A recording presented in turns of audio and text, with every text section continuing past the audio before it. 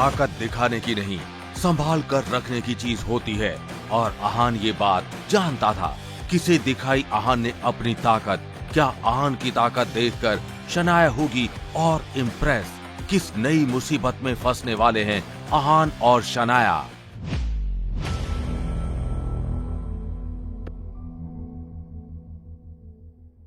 इस पॉइंट पर शनाया अपनी नई कार से नीचे उतरकर सीमा बुआ जी के सामने आकर खड़ी हो गई।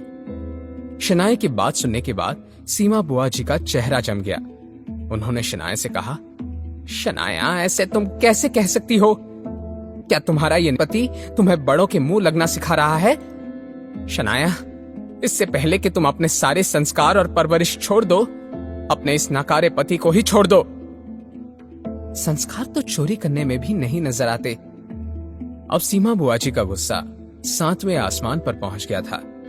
उन्होंने अपने बेटे रतन की तरफ देखकर कहा, रतन, लगता है कि यामिनी भाभी ने अपने बेटी को कुछ भी नहीं सिखाया है। लेकिन कोई बात नहीं, अगर उसकी माँ ने कुछ नहीं किया तो उसकी बुआ जी उसे अच्छा बर्ताव सिखाएगी। रतन बेटा, जाओ और इस नालायक लड़की को मेरी तरफ से 2-3 थप्पड़ लगा दो। अपनी माँ की बात मानते हुए रतन शनाया की तरफ बढ़ने लगा। उसने अपना दाहिना हाथ हवा में उठाया। रतन शनाया को थप्पड़ मारने वाला था कि शनाया ने डर के मारे अपनी आंखें बंद कर ली। अगले ही पल एक जोर की आवाज आई। ये थप्पड़ रतन को पड़ा था। शनाया ने जब सामने खड़े रतन को देखा तो वो हैरान रह गई। हट्टा कट्टा रतन इस वक्त अपना दंदना रहा कान पकड़कर खड़ा था और उसका गाल लाल हो गया था। ये देखकर शनाया को अपने आंखों पर यकीन नहीं हो रहा था। सीमा बुआ जी भागकर रतन के पास गई और उसे कंफर्ट करने लगी। सीमा बुआ जी ने फिर आहान को घूर कर देखा और उससे कहा, आहान, तुमने मेरे बेटे को हाथ लगाने की हिम्मत कैसे की? मगर इससे पहले कि आहान या शनाया कुछ कह पाते, रतन ने अपने कान से हाथ हटाया और अपने दूसरे हाथ में पकड़े हुए रॉड को ऊपर उठा लिया। रतन की आंखें गुस्से से लाल हो गई थी। ये बड़े बड़े कदमों के साथ आहान की तरफ बढ़ गया। इतना जोर का वार होने के बावजूद भी आहान एक ही हाथ से उस लोहे के रॉड को पकड़ने में सक्षम हुआ। आहान ने थोड़ी सी ताकत का इस्तेमाल किया और रतन के हाथ से उस लोहे के रॉड को छीन लिया। वो लोहे का रॉड आहान के हाथ में जाते ही ताकतवर रतन का कॉन्फिडेंस मिट्टी में मिल गया। आहान को इस मौके की ही तलाश थी। आहान ने उसका हाथ मोड़कर हल्के से जोर से रतन को जमीन पर गिरा दिया। अब रतन पूरी तरह से आहान के कंट्रोल में था। शनाया खुद ऐसा महसूस कर रही थी जैसे किसी एक्शन फिल्म का फाइटिंग सीक्वेंस देख रही हो। दूसरी तरफ जमीन पर लेटे हुए रतन को ऐसा महसूस हो रहा था जैसे उसकी रीढ़ की हड्डियां एक एक करके अपने आप टूट रही थी। दूसरी तरफ सीमा बुआ जी ने कुछ सोचा और अपने बेटे को आहान से बचाने के लिए शोर मचाने लगी। कोई बचाओ हमें, इस आहान से हमारी जान बचाओ। लोग सीमा बुआ जी की आवाज सुनकर वहां जमा हो गए और उनके लिए बहुत बुरा भी महसूस करने लगे। उन लोगों को देखने के बाद सीमा बुआ जी की ओर भी ज्यादा जोर आ गया।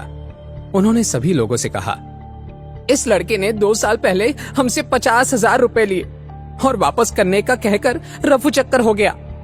तब से मैं और मेरा बेटा दर दर की ठोकरें खा रहे हैं। सीमा बुआ जी की एक्टिंग टॉप क्लास की थी।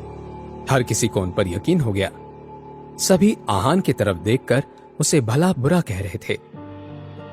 शनाया अब नर्वस हो गई और उसने कहा, देखिए, ये कुछ भी कहे जा रही है, ऐसा कुछ नहीं हुआ था। सब जाकर अपना काम करिए, यहाँ पर वक्त बर्बाद करने में कोई मतलब नहीं है। मगर इस पॉइंट पर शनाया की बात कौन मानने वाला था? कोई इतना पत्थर दिल कैसे हो सकता है? एक तो पैसे ले लिए और वापस करने के बजाय मारपीट कर रहा है।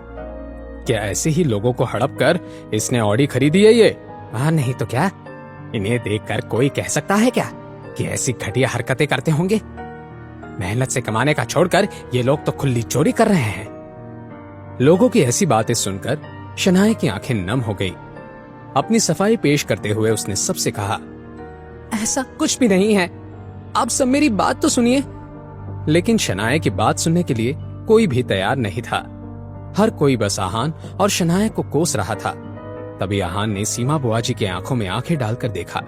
और उनसे सवाल करते हुए कहा, तो आप कह रही हैं कि आपने 2 साल पहले मुझे 50,000 रुपए उधार दिए थे, तो फिर क्या आपके पास कोई लिखी हुई पर्ची या बैंक ट्रांजैक्शन का रिकॉर्ड है जिस पर हम दोनों के साइंस या फिर ऐसा कुछ हो जो साबित कर सके कि आपने मुझे पैसे उधार दिए थे? आहान ने बहुत ही शांत अंदाज में अपना सवाल किया था।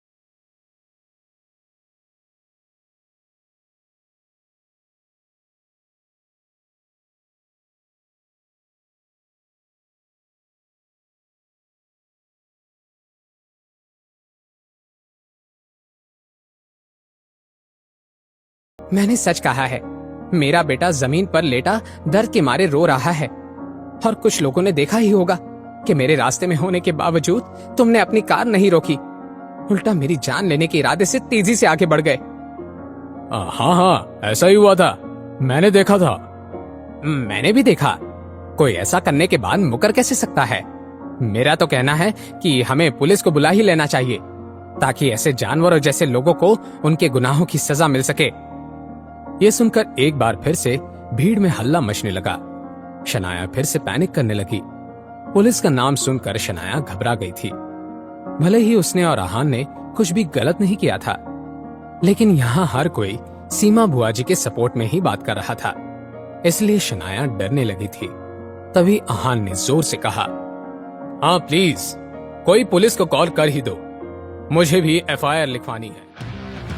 आहान ये क्या कह रहा था? क्या सच में आहान अपने आप को और शनाया को इस सिचुएशन से बाहर निकाल सकता था, या फिर सीमा बुआ जी आहान और शनाया को किसी बड़ी मुसीबत में फंसाने वाली थी? कैसे मात देगा आहान सीमा बुआ की नौटंकी को? जानने के लिए देखिए अगला एपिसोड सिर्फ पॉकेट एफएम के YouTube चैनल पर।